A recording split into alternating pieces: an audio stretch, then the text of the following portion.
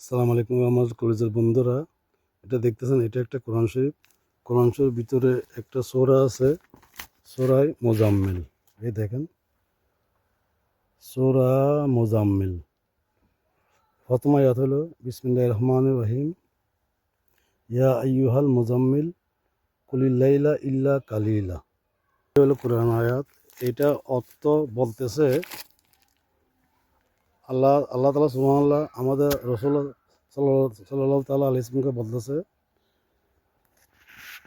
এ কম্বলওয়ালা, উঠো, উঠো, উঠে নামাজে দাঁড়াও। তাহলে কত সুন্দর করে আল্লাহ তাআলা বলতেছে।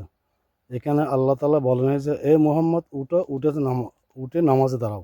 এখানে সুন্দর করে এটা অর্থ বলতে আল্লাহ বলতেছে যে কোরআন আয়াতের অর্থ হলো, আল্লাহ বলতেছে যে এ কম্বলওয়ালা, কত সুন্দরভাবে মানে ভালোবেসে বলতেছে।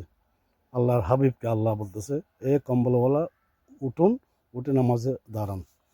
আল্লাহ তাআলা আমাদের রাসূল সাল্লাল্লাহু আলাইহি ওয়াসাল্লামকে এত সম্মান করে কথা বলতেছে, অথচ আমরা কিছু কিছু আলেমরা বলে যে বিশ্বনবী এটা ওইটা, মানে কোনো সম্মান করে কথা বলে না আমাদের রসুলকে। তো আল্লাহ যদি সম্মান করে আল্লাহ হাবিবকে, আমরা কেন করব না? আমরা এটাই প্রশ্ন। তো আমার সাথে আপনারা একমত কিনা এবং আমার কথা কোনো ভুল আছে কিনা আপনারা অবশ্যই আমাকে কমেন্টে লিখবেন। ওকে, ভালো থাকেন, দোয়া রাখেন। আসসালামু আলাইকুম রহমতুল্লাহি ওয়া বারাকাতুহু।